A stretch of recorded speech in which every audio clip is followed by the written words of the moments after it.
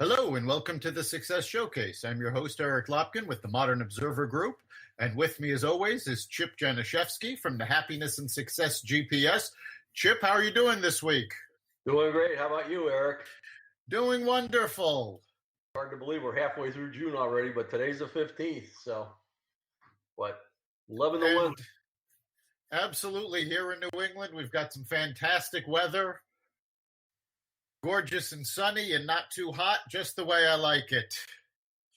Yep. I was supposed to play golf for the first time in a year and a half last week, and the only day that it rained was the day I was supposed to go. So that's put off till this week. Isn't that always the way?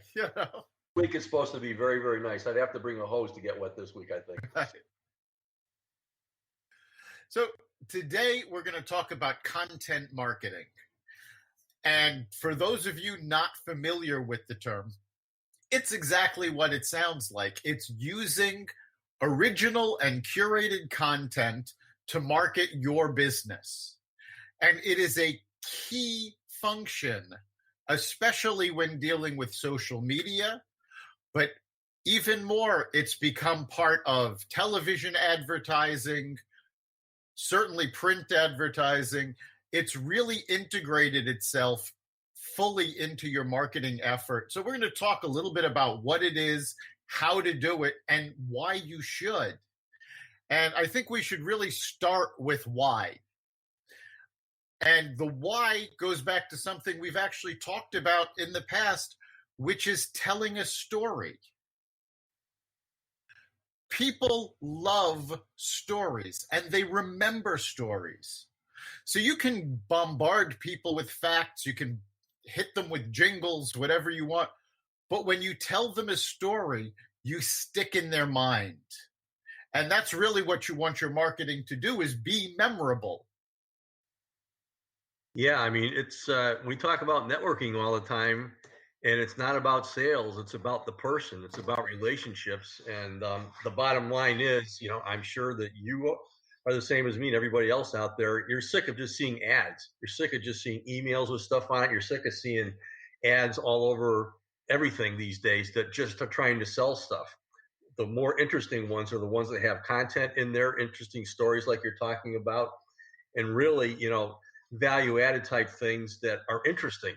So it takes some planning to do this, but it's the bottom line is people these days, when they're looking to buy something, they really, really have to be confident in what they're doing. And so they're looking for information that's valuable to them rather than just seeing ads saying, okay, if you buy it this week, you can get $100 off of this television or something. Right. And you just used two words that are absolutely key to this, which was value add. Content marketing is about giving information. It could be information that you're generating. It could be information from sources that you have found. But the idea is that you are sharing information. And a lot of people look at that and go, well, why should I give the information away? I'm trying to sell my service, my product. Why should I give this away? And that's really the wrong way to look at it. I've always stated that I give this information away, but just imagine if I'm giving you this valuable information, how much more valuable is what you're purchasing from me? So it's not just about the sale. It's about making sure you are providing value even when they're not buying from you. Yeah, absolutely. And the bottom line is that if you want people to start talking about you, you have to provide the value. I mean, you have done a whole lot more of this than I have, and you train people to do this kind of thing. But in my research, it's talked a lot about becoming a trusted expert. And one of the things it talked about was basically putting your best material out there forward. And it's another one that really interested me, which makes total sense, is get started by guest blogging. And I know that you've talked about contributing to groups on LinkedIn and so on and so forth. But it says you shouldn't spend all of your time cranking out content on your own site if nobody knows who you are. And so if you can publish on other places and get the attention of people that actually are getting eyeballs that you need, it's really, really important to do that. So basically, you can research things on LinkedIn and so on and so forth. But if you can get out there and be guests on other people's sites or blogs or whatever, offering value-added content, they're going to start sharing that information with other people, and it's a really, really fantastic strategy to use. That one really blew me away when I read about that, and it's like, it was the old BFO that Ivan Meisner taught me in BNI. BFO stands for blinding flash of the obvious. Yeah, guest blogging is all about credibility. When you're trying to build your credibility by guest blogging on someone else's blog who has already built their credibility, you're essentially borrowing theirs and using it to launch yourself. So by putting this content on someone else's blog, you're approaching their audience rather than simply building your own. This gives you that jump start. And Chip mentioned LinkedIn groups. There's also Facebook groups. These are all areas that people aren't going to be searching you out. They're searching for whatever the group content is, whoever the blogger is that you're guesting on. These are great ways for you to be noticed as you're building your audience. Because again, these aren't places where they're looking for you. These are places where they're looking for information. And by providing that information in these settings, it gives you credibility and it brings you to the attention of the audience. So then as you're adding to your own blog, when you're blogging in a guest blog, when you're posting in groups, it gets people's attentions and they go, oh, hey, this was great information. Let me see what else that person is doing. And then they'll discover your blog. Yeah, and also, it goes right to habit number 4 from Stephen Covey's 7 Habits, and that's think win-win. Because even though you're going to somebody else's site that has things going for them, your value-added content is making that person look well too. And the bottom line is it's a total win-win. We talk about there's a big difference between going from a state of lack, saying, I got to get this sale, and there's competition out there. What this is all about is what the real C is that makes success, and that's collaboration. And the more of that you're doing, the better off it is for everybody out there. So it's just a great way to make everybody look good. And the bottom line is, especially in these times now when we're all trying to get back to normal, the more that we can help each other share all the great things that are going on in business and tips and so on and so forth, that's the present, that's the future, and people love seeing that.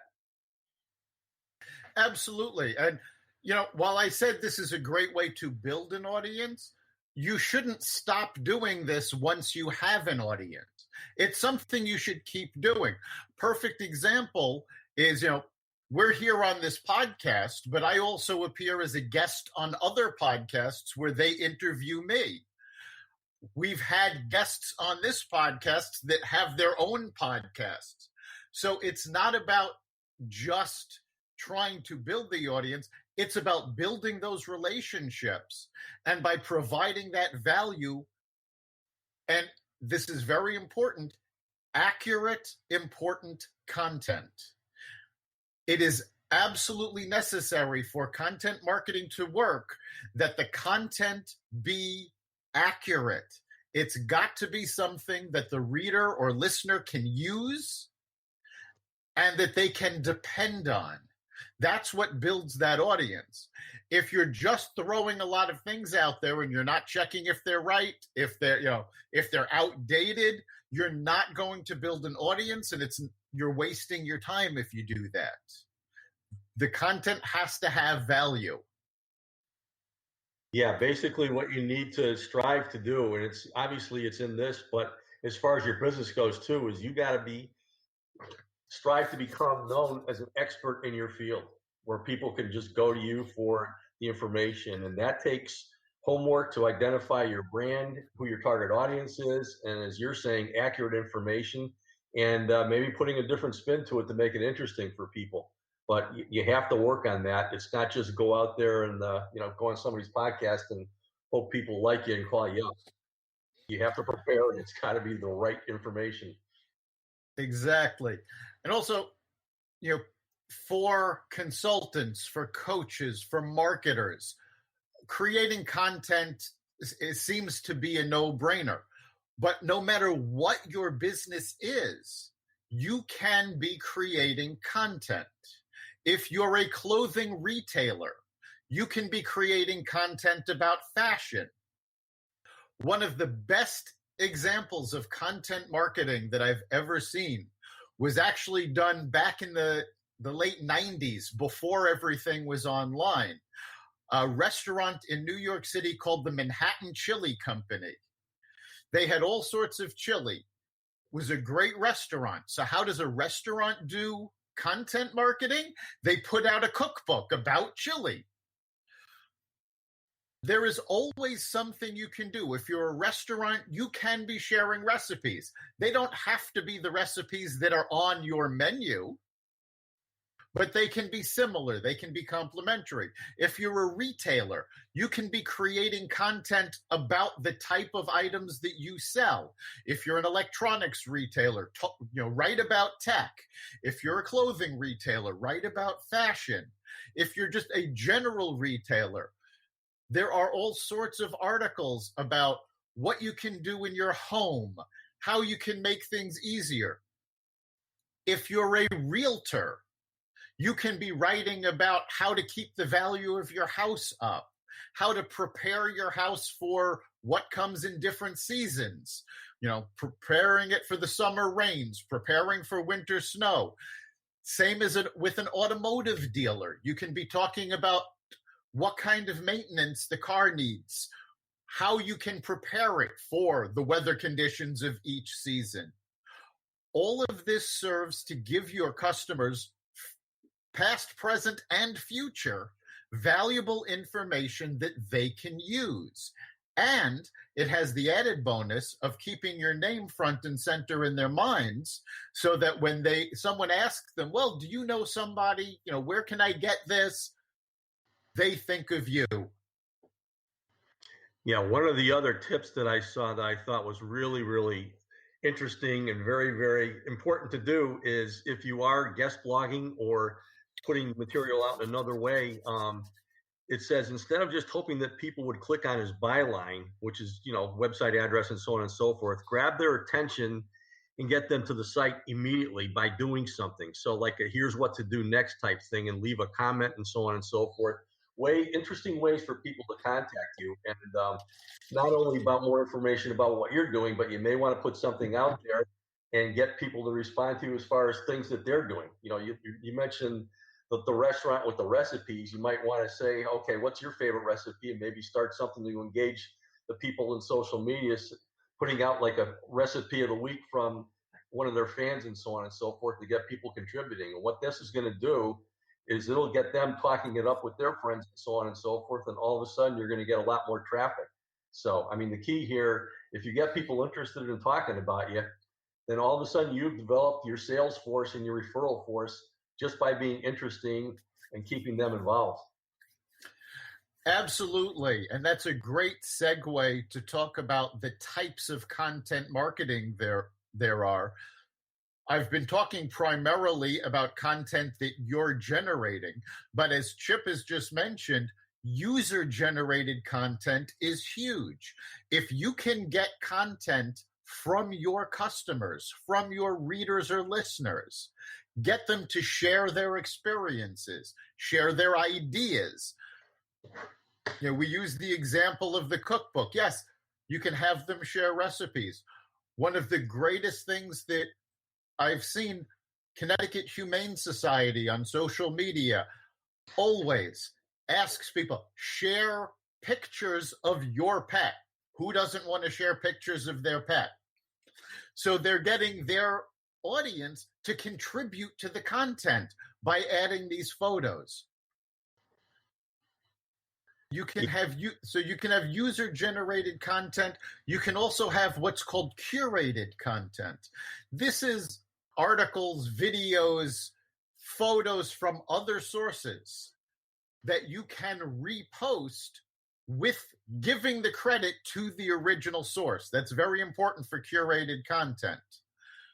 You don't have to create all of the content you're using.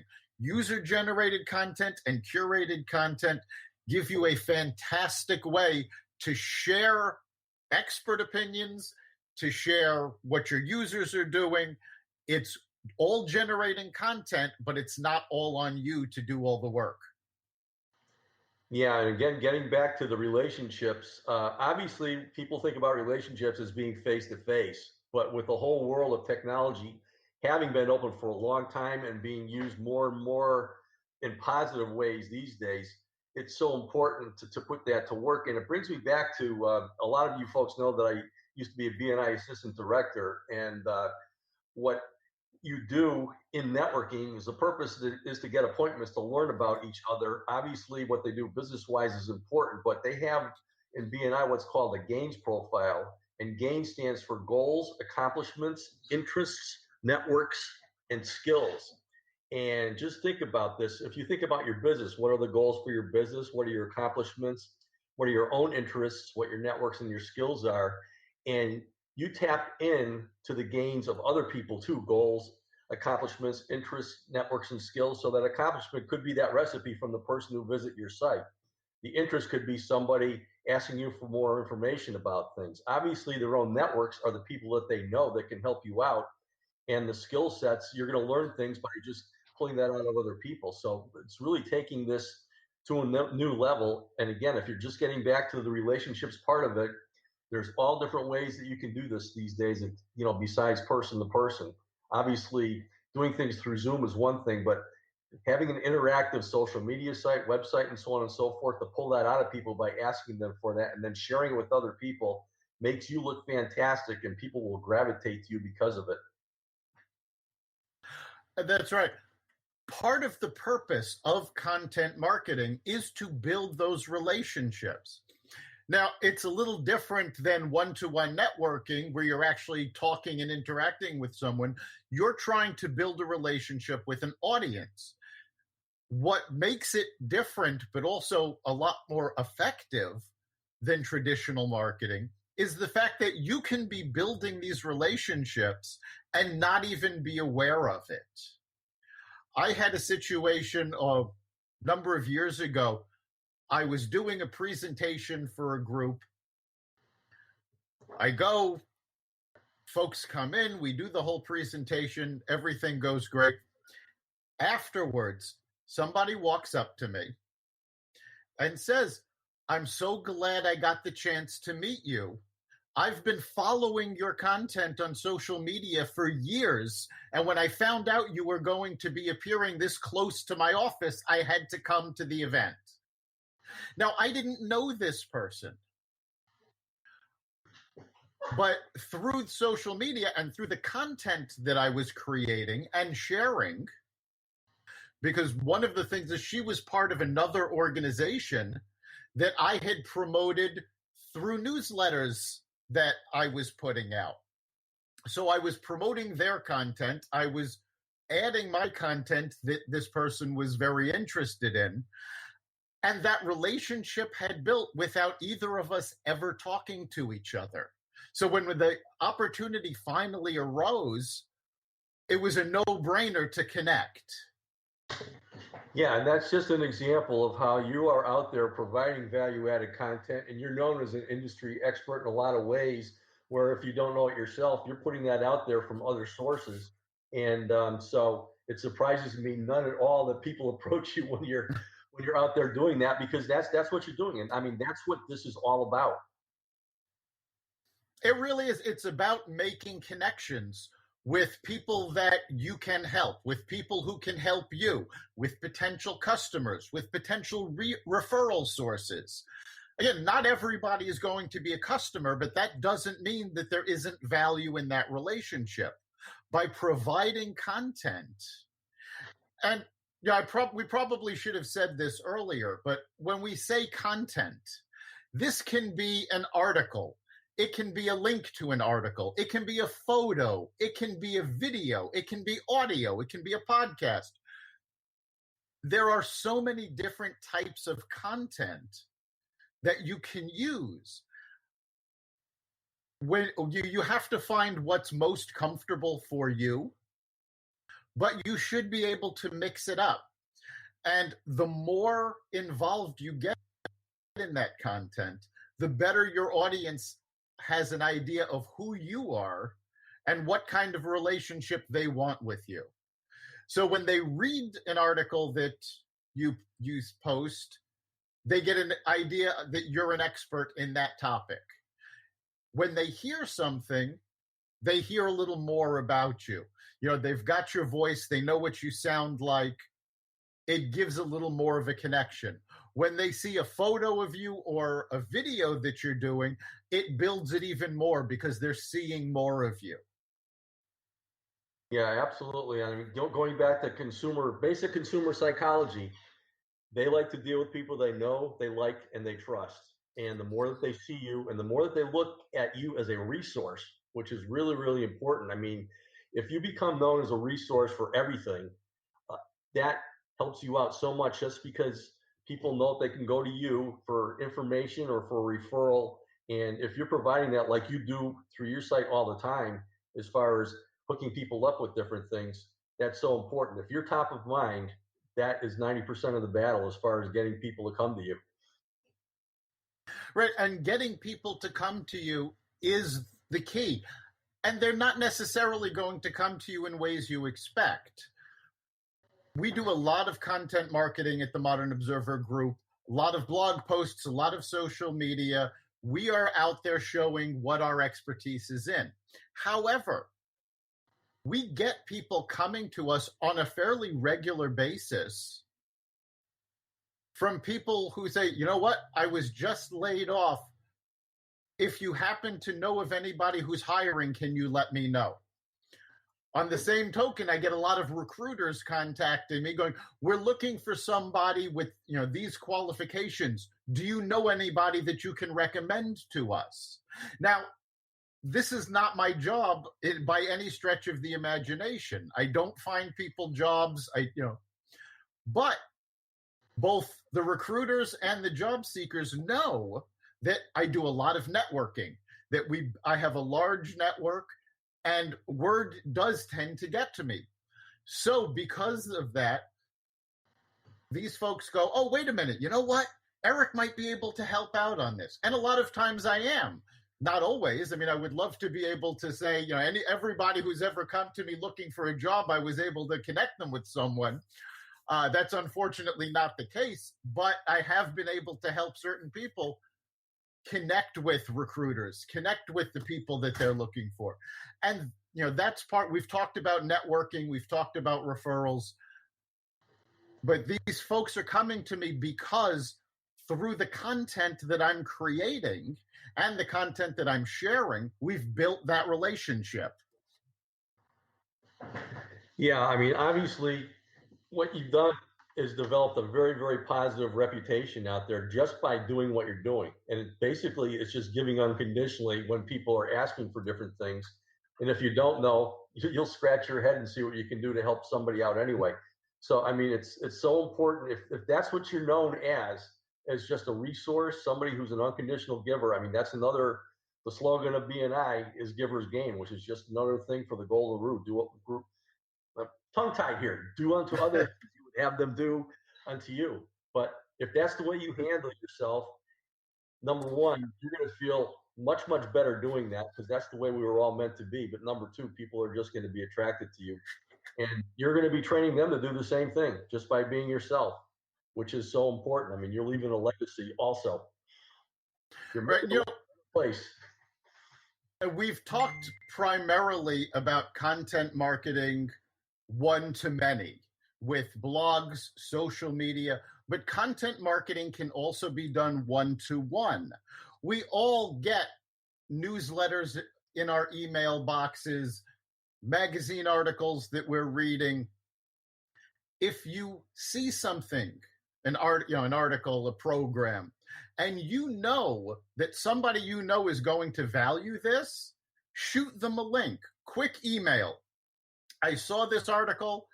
I thought you'd be interested in it. Shoot them an email, post the link to their Facebook page, however you're connected with them. people appreciate that you're thinking about them and that you're providing them with valuable information. So it's not just about what's going to hit an audience. It's when you see these things. A perfect example is a few weeks ago, I came across the circumstances for reopening and requirements that were being put together for spas and gyms. Now, this isn't going to be something that's going to be widely important to a large audience, but I happen to know somebody who is in that business that I went, wait a minute, they might like this. So I took the link, I popped it over. The whole thing took me all of 15 seconds. And they were very appreciative, not just to have the information, but that they were top of mind for me. So the content helped build that relationship as well. Absolutely. One of my favorite quotes that goes back to really what people are all about, Maya Angelou, and this is so apropos in advertising and everything else. And the quote, I'm sure a lot of you have heard it, people will forget what you say, they'll forget what you do, but they'll always remember how you make them feel. So it could be sending them that email with the link to their article. It could be having somebody who sent you a recipe all of a sudden show up on your website and say, wow, look at what they did for me. There's a whole lot of different things that you can do. And it's the feeling that they walk away with that makes them talk to other people and say, hey, you got to check this out. You got to deal with this person. This person is the real deal. Absolutely.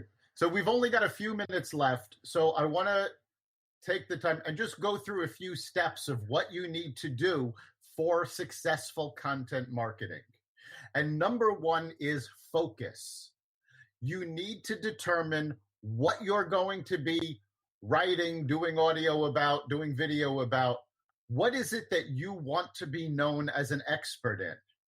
All of your content should be focused on what your expertise is. What is the message that you're trying to get out that you want people to say, oh, that's what he's an expert in. That's what she's an expert in. So you want to make sure all of your content is focused on that. 2, consistency. Content marketing isn't one and done. It's something that has to be done on a regular basis, whether it's a monthly newsletter, a weekly blog post, a daily social media post, whatever it is, you need to do it consistently so that people know, oh, your content is going to show up on this date at this time over and over again so they can rely on it. And third, it's important to remember that you don't have to create everything. Mix it up. Do original content. Do user-created content. Do curated content. Mixing it up, one, makes it easier for you than having to create all the time. And it also shows that you're not just spouting your own opinion, you're also bringing in information from other people. So those are the 3 steps you need to follow to really have a successful content marketing strategy.